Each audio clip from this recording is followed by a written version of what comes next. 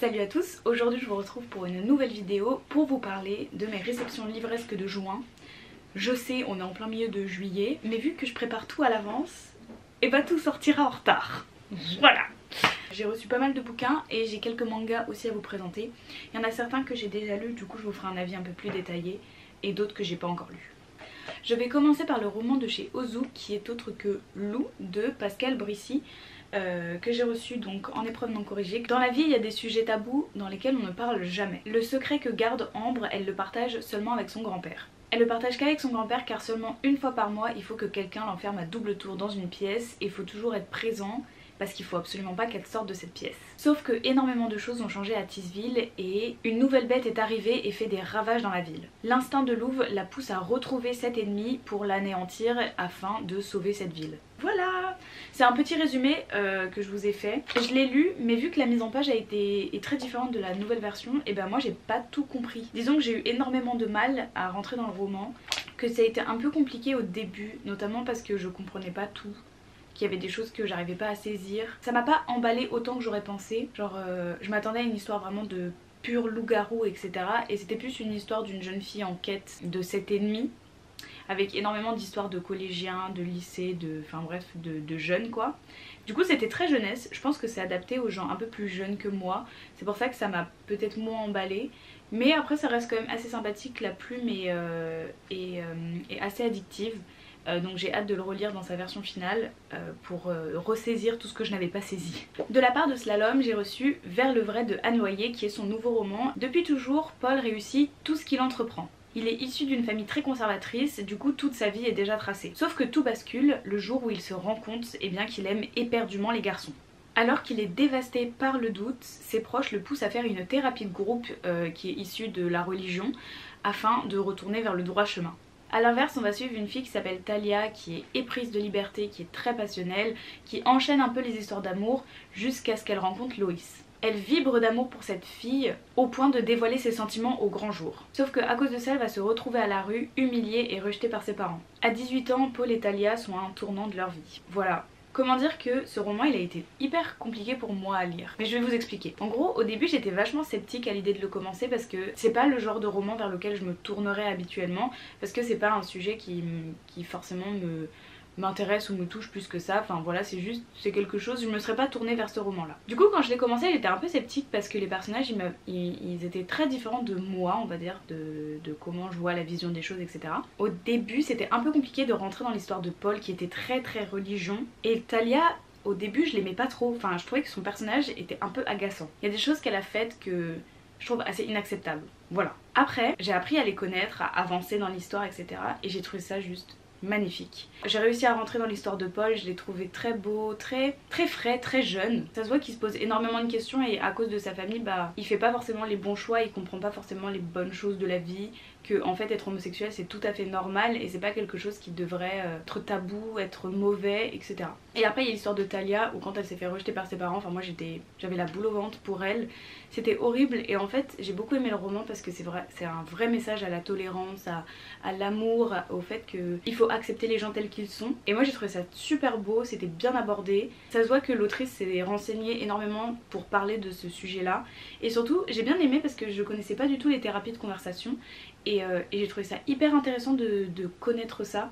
Sauf que franchement c'est horrible. Genre j'espère dans votre vie, enfin j'espère que vous n'allez jamais connaître ça. C'est horrible, c'est atroce, bref. En tout cas c'est un très joli roman avec une happy end et c'est juste magnifique. Ensuite de la part de Hachette j'ai reçu 3 romans et je vais commencer avec Ma vie avec les Walter Boys de Ali Novak. Je l'ai pris parce que ça avait l'air grave cliché et du coup je me suis dit pour l'été ça va être grave cool. On va suivre l'histoire de Jackie qui va déménager chez sa nouvelle tutrice, sauf que c'est une cata parce qu'elle a 12 enfants et 12 enfants ce sont tous des garçons. Sauf que Jackie elle connaît absolument rien aux garçons. Elle a pas de petit frère, elle a jamais eu de petite amie et en plus de ça elle a toujours fait partie d'une école privée que pour filles. Et du coup elle se dit comment elle va faire pour survivre dans une maison où il n'y a que de la testostérone en sachant qu'elle est très loin de New York, là où elle a toujours vécu, et elle bouge dans le Colorado. Bref elle va être complètement dépaysée et ça va être très nouveau, tout ça va être très nouveau pour elle. Je l'ai pas encore lu, ça a l'air vraiment incroyable, très drôle, très frais et je pense parfait pour l'été. Ensuite j'ai reçu une dystopie, The Last She de H.G. Nelson qui était sorti sur Wattpad et qui a été traduit et qui a été publié et ensuite traduit. Et du coup voilà. Ara c'est la seule femme qui a réussi à survivre à cette épidémie qui a décimé la planète entière. Elle a croisé aucun humain depuis que son père a disparu il y a plusieurs mois. A l'inverse on va suivre Kaden et sa bande qui font partie d'un clan afin de survivre au sein d'une communauté puisque en fait ils ont dû totalement réinventer le monde après cette épidémie et du coup il fait partie d'un clan et leur seul but c'est de rester vigilants et d'essayer de survivre dans cette nouvelle terre austère. Sauf qu'ils vont croiser la route de Ara qui a essayé de les voler sauf qu'elle n'a pas réussi et du coup Kaden va en faire sa prisonnière. Sauf que Kaden il va totalement succomber au charme de Ara, sauf que Ara elle a qu'une seule chose en tête, c'est de s'échapper, retourner chez elle pour en fait accomplir la dernière mission que son père lui a laissée, donc retourner à ses origines pour peut-être sauver le monde. Sauf qu'elle va devoir abandonner tout pour y arriver. Voilà, je l'ai commencé, j'en suis à la page 98, pour l'instant j'aime énormément, je pensais pas autant apprécier et franchement j'aime beaucoup, c'est hyper addictif, c'est très frais, la dystopie elle est hyper bien expliquée, ça va très vite et on n'a vraiment pas le temps de s'ennuyer. Donc j'ai hâte de voir la fin parce que là on est un peu à un point où genre elle vient d'arriver au camp etc et du coup j'aime beaucoup. Ensuite j'ai reçu After Love de Tanya Byrne qui apparemment est un roman extrêmement attendu. Dès le premier instant, Ash et Poppy sont tombées amoureuses. Pour la soirée du nouvel an, Ash décide de dormir chez Poppy, sauf qu'elle a absolument pas prévenu ses parents, qui se mettent à flipper et qui lui disent de rentrer immédiatement. Sur le chemin du retour, une catastrophe va se passer puisque Ash va se faire renverser par une voiture et elle va mourir. Hyper gay. Sauf que juste avant, elle s'est fait accoster par une jeune fille qui s'avère être la grande faucheuse. Et étant la dernière personne avant de mourir avant l'ultime coup de minuit, Ash devient à son tour grande faucheuse. Sauf que Ash, elle a extrêmement du mal à accomplir sa nouvelle mission, à s'accommoder sa nouvelle vie, puisque ça veut dire qu'elle doit abandonner Poppy à jamais. Sauf que Ash, elle ferait n'importe quoi pour revoir Poppy, morte ou vivante. Ah, c'est horrible. Bref, voilà, je pense que ça va être assez une tragédie. Je vous avoue, j'ai commencé, j'en suis à la page 42, chapitre 3, donc c'est un peu que dalle. Et pour l'instant, j'ai un peu du mal à rentrer dedans, du coup, je l'ai un peu laissé en pause. Mais ça a l'air plutôt pas mal, donc à voir la suite. Je vais vous parler de Come Find Me de Megan Miranda qui est publié chez Bayard. Depuis qu'elle a survécu au drame de sa famille, Kennedy n'a qu'un seul objectif: poursuivre les recherches que menait son frère sur l'univers et les extraterrestres. Nolan, qui lui est un jeune homme de la ville voisine, qui lui est très déterminé à découvrir ce qui s'est réellement passé derrière la disparition de son frère, qui n'a laissé aucune trace. Kennedy et Nolan ne se connaissent pas du tout, mais leur quête va les mener au même étrange signal. C'est une fréquence négative qui devrait pas du tout exister. Un message qui semble totalement les alerter et ils se demandent s'il est encore possible d'écarter cette menace du monde.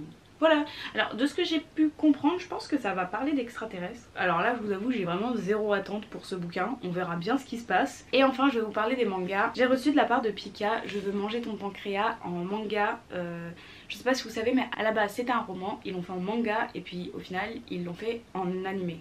Je sais pas si vous savez de quoi ça parle, mais vous avez forcément déjà entendu parler puisque tout le monde pendant une période en parlait parce que ça fait pleurer énormément. On va suivre l'histoire de deux lycéens, une lycéenne qui a un problème de santé qui fait qu'elle va au pancréas, ce qui fait qu'elle va mourir un jour, on sait pas quand mais elle est sûre qu'elle va mourir d'une maladie.